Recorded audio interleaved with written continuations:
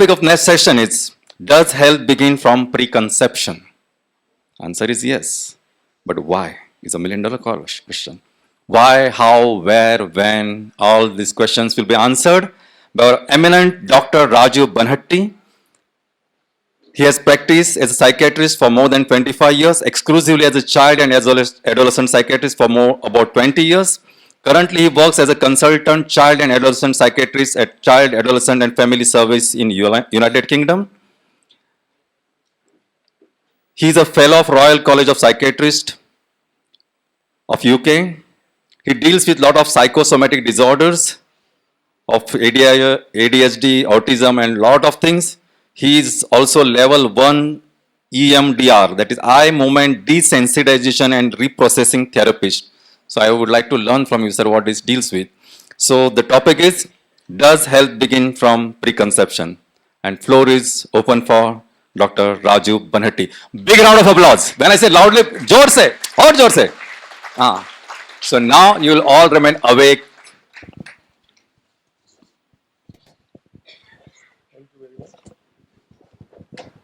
Is this mic on?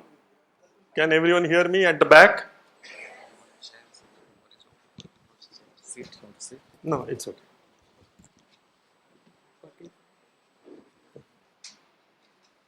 Okay. Yeah.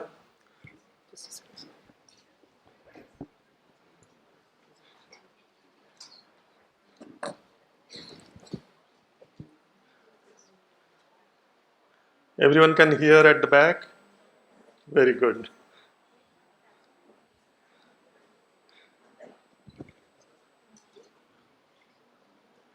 You can see it everywhere? Very good.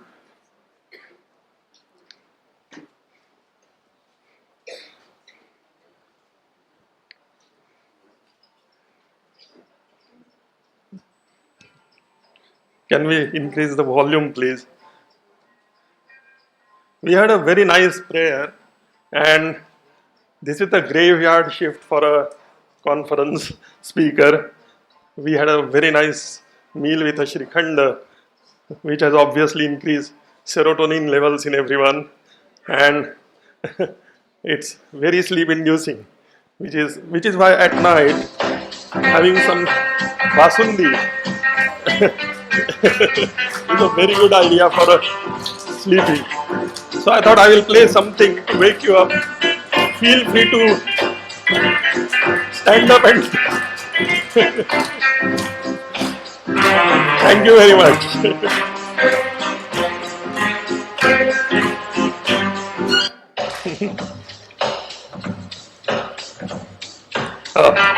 How do I stop?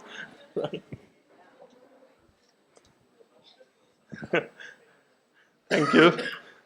Just reminded me of the decade of 1960s when I was born. That was a special decade when films like Come September were ruling the cinemas, and I thought quite a few of us will be from that generation. So just to refresh and get into the happy mood and something to balance very nice prayers that we've been listening.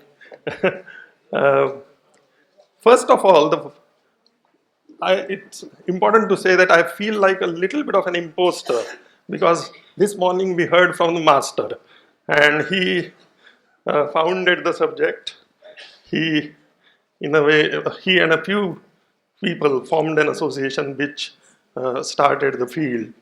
I was I was doing my MD at the time.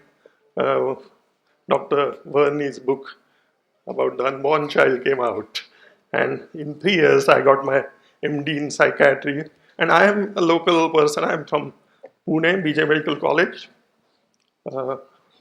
So when I studied psychiatry, and then I went to the UK and became a child psychiatrist, most child psychiatrists, even to this date, usually start thinking about children and psychopathology and their problems from age 3 onwards. 0 to 3 is a specialization within child psychiatry where special classification system for infants is there. But no one thought of a fetus having any significant thoughts, emotions, and feelings. Till recently, till a few visionaries like Dr. Verney thought it many years ago, but most child psychiatrists, most psychiatrists ignored the field completely. So I am a jobbing child psychiatrist who mostly sees older children, but of last 5 6 years, I have been interested in infant mental health, and I have also been treating pregnant women who have phobias or depressions about the pregnancy or the coming child, or they have a history of having attachment disorders with their previous children. So, because of this special interest, I think I said I dared to say yes to speak on this subject. And I'm really grateful, thankful to Kedekarji, Mr. Kedekar, and Manashakti, and all the very kind people at Manashakti for inviting me and for providing me with hospitality and transport. I'm also thankful that I'm learning and gaining a lot as much as I'm trying to give. When does life start? Is recently I saw my cardiologist and I told him I'm going to talk on prenatal development and my topic is about preconception. And he was aghast. He said, "Come on, what nonsense is this?" But life starts at birth and you can't really know or do much about what happens before that. And I didn't say anything, but I said there is a lot happening that you are not aware of. Now, we saw some lovely videos this morning, and this is a miracle of life, a very uh, well known video which encapsulates right from what Dr. Verney told about the sperms and the ovum meeting and then one of the sperms succeeding and uh, the zygote forming and then the embryo forming, implantation, fertilization. Just to have a quick recap. Now,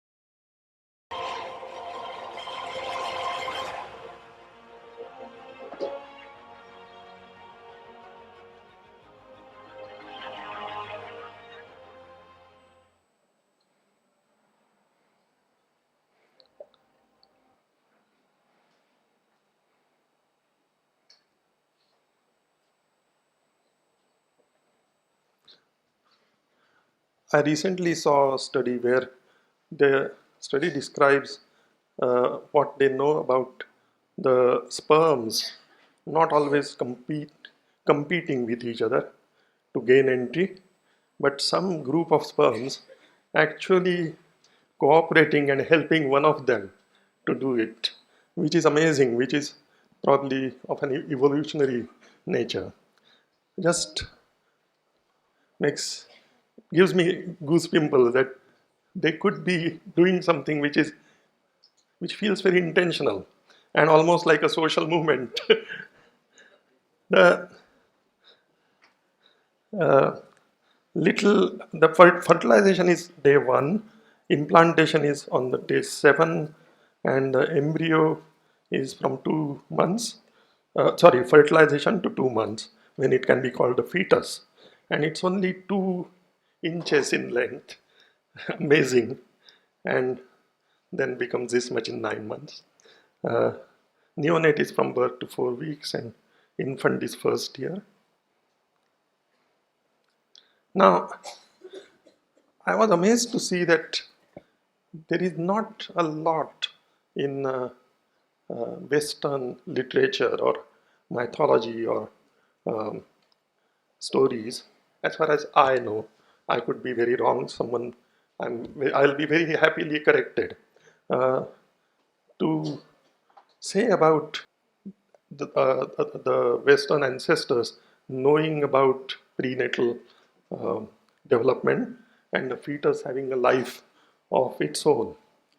But ancient Indian, and especially the, I don't know, Indian Sanatan Sanskruti or Hindu stories and mythologies make a great deal of mention of how the fetus can learn things, how the fetus can be conditioned to know things. Not only that, but there are very complicated themes. So, for example, the story of Abhimanyu, we all know, or many of us know, maybe some Western members of the audience may not know, so I'll quickly mention it. This is from Mahabharata, and the warrior Arjuna's wife Subhadra, who also happens to be the sister of Krishna, is listening to Arjuna talking about Chakravyuha, war formation, etc. And he tells about how to pierce a particular type of strategic warfare system.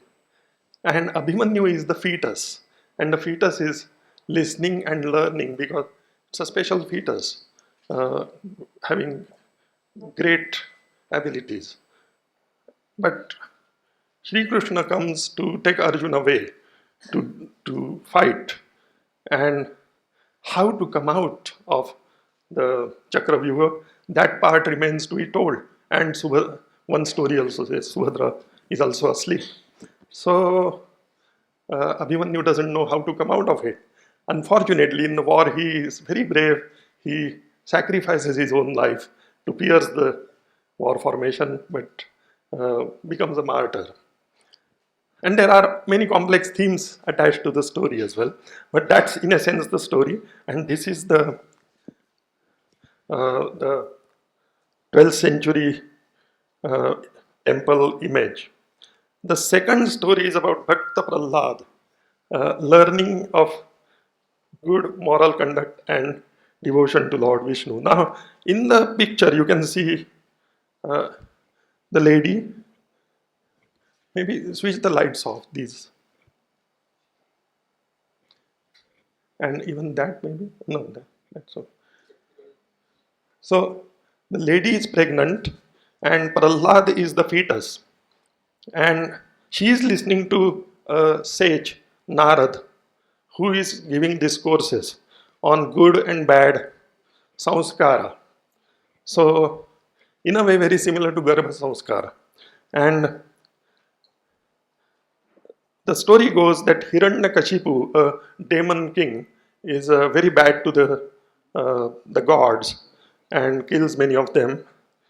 And while he is away, the gods overpower his kingdom and kill lots of people and also take his wife into prison. And they are going to kill her. But the sage Narad says that it's a sin to kill a pregnant or any woman, and you have to leave her. So they say, but his son will be a demon and he will be also cruel to the gods. So we can't leave the son alive. So Narad says that's again a sin. You cannot kill a child, whether it's a demon or a god child. So Narad takes the wife to his place, his ashram, and looks after her. And she is actually a very God-fearing a devotee of Vishnu, one of the big trinities of Hindu gods. And Prahlad, the fetus, becomes a devotee of God. So there is a lot of stuff about actual prenatal learning as well as nature versus nurture. The child of a demon becomes a god's devotee and one of the foremost devotees who is blessed by God by agreeing to his wish when he grows up. But that's another story. So let's look at preconception. My brother-in-law was telling me, why preconception? How can you can say after conception. But I said, if a child is not planned, if it's an accidental child, uh, if the child is in a mother who is not biologically or psychologically ready to have the child, there is a lot of evidence that these pregnancies do not go to fruition. They can end up in abortion or very unhealthy. There is a lot of morbidity and mortality in unplanned pregnancies. Children who are not desired, one can easily see that it's more likely that that will be a risk factor once the child is here, because he's almost coming against the wish of the parents. If the parents are shouting and in a bad relationship, then we saw what happens. As soon as the parent starts arguing, the baby just bounces. It's painful to watch, even though it's in utero. But so that loving relationship is very important before one thinks of going for a child. Healthy living, healthy eating and drinking is important. Now, this may be utopic to do this for over a very long time and to live like a saint. But within moderation, once one decides to have a child, one can start healthy eating and drinking. And there is some evidence that there can be chromosomal damage due to things like cannabis, some drugs, alcohol, smoking. And smoking is a particular negative factor which is coming to light more and more, either in mother or father or in the surroundings. Avoiding exposure to toxins is becoming more and more important. Even just go anywhere on the highway or in Mumbai, or there is so much pollution. In Delhi, there are studies actually coming out where pollution has had effect on mortality and morbidity, and also on pregnant women and fetus. And it's so bad that the effect is being seen very quickly rather than over a long number of years. And avoiding exposure is very important. You will see that many people go around with masks, which probably makes sense in many places. Uh, Stress management is extremely important. We'll see later on how. Then family history, if the parents are, or one of them or both are adopted parents with very little experience of being parented in a consistent manner, or there is history of sexual abuse, physical abuse, trauma, attachment issues, insecure attachment, disorganized attachment, all that is not particularly a good thing, it's a risk factor. But again, in real life, we have to see what we can do with these factors rather than say, don't have children. Now, once there is conception, during pregnancy, let's look at the physical factors. It's always good to think of physical, psychological, and social. So, going back to the question I asked and which I didn't answer, when does life begin? I think physically it begins at conception, but psychologically it begins in the minds of the expectant mothers or fathers about what they want. And socially, you go to different societies, as soon as a couple gets married, there is a social expectation that the child will be there very soon. This is India. And when I got married, I remember amazingly, I felt that pressure quite a bit in my first 3-4 years. And social pressure can have a big impact.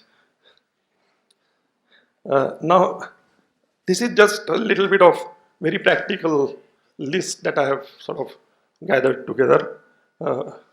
Food, especially fish, rich in levels of mercury, like tuna, sharks, swordfish, marlin. Aubergines in large amounts. They are my favorite vegetable, but they are also not good. Sesame seeds, papaya. But papaya is very, very well known to everyone, especially in India. And it's because of the papain and pepsin, which can restrict fetal growth or which can precipitate an abortion. Ajinomoto is another one in Chinese food especially, and pineapple in excess. Anything in excess is usually not good news. Fennel and fenugreek, methi seeds.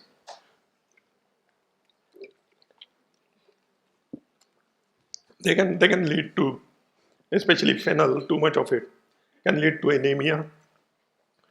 Refined flours and processed foods were recently in news last weekend for being very bad for the fetus. Grapes, too many of them are bad. Coffee is very interesting. I'm sure a little bit of coffee is good because it makes you feel good or it wakes you up. I like it. But a half-life is usually 3 to 4 hours in us. In a pregnant woman, it can be 11 to 12 hours. But in the baby, can you guess how much it will be? It is given there anyway. It can be 3 to 4 days. So if you have one coffee, the baby may be having its effect, the caffeine, through amniotic fluid for 2, 3, 4 days. And the baby didn't actually order the coffee. So, so it's very important to see when one is ordering something, one is ordering for two. Alcohol, obviously, pretty bad, linked with fetal alcohol syndrome, ADHD, and growth retardation, very low birth weight, abortions. Smoking, we will see a little video of how badly smoking can affect the fetus. And it's amazing. It's not only the smoking gives rise to low birth weight or ADHD or difficult temperament, but you can actually see that the fetus doesn't like it and has responses which it shows immediately after smoking. So obviously something reaches through the amniotic fluid directly to the fetus. Hazardous chemical lead, mercury, carbon, radiation, carbon monoxide, maternal infections, obviously, and that's the fetus volume, please. Can physically show the effect of smoking on babies in the womb. These 4D ultrasound scans reveal the harm that smoking during pregnancy can cause on an unborn baby's development. The remarkable images show that unborn babies appear to grimace in the womb when their mother smokes a cigarette, touching their mouths and faces much more than babies of non-smoking mothers. Experts have said the scans show how smoking during pregnancy can mean the development of the baby's central nervous system is delayed. Dr. Nadja Riceland at Durham University used the scan images to record thousands of tiny movements in the womb. She monitored 20 mothers, 4 of whom smoked an average of 14 cigarettes a day.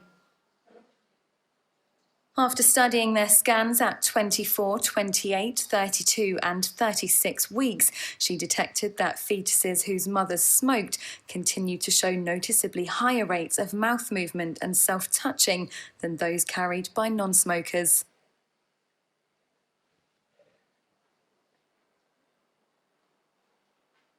Heightens the risk of premature birth, respiratory problems and even cot death.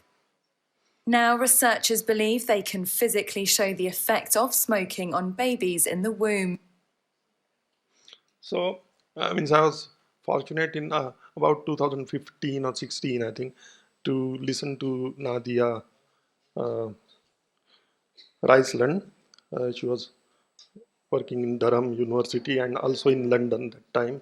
She used the 4D ultrasound and had her own device methods of measuring the stress responses and the happy responses of the fetus, as well as the smoking research. She also showed some amazing magical videos of the fetus responding with stress to someone shouting outside when there was nothing no tangible stimulus because the sound wasn't that big, or being happy when the father came into the room without any sound. So that was quite impossible to understand rationally. Physical factors continuing, again, prolonged hot baths, sauna, hot tubs, pesticides, insecticides, certain over-the-top counter medications, electromagnetic fields, caffeine more than 300 milligrams a day, like we saw, will be bad. Then psychologically, folic acid, obviously everyone knows, very important. And psychologically, postnatal depression is very well known and treated, but 20% of pregnant women are clinically depressed and anxious and depressed, and more than that are non-clinically but significantly anxious or depressed. Now this is a little study from Anya using a longitudinal study of 170 first-time mothers. They were tested for stress levels 3 times during their pregnancies. After birth, the infants were examined periodically up to the age of 8 months. And they found that the pregnancy-specific anxieties, and we'll see what they are, were negatively related to infant mental and motor developmental criteria. So women with many fears during pregnancy and an increased risk of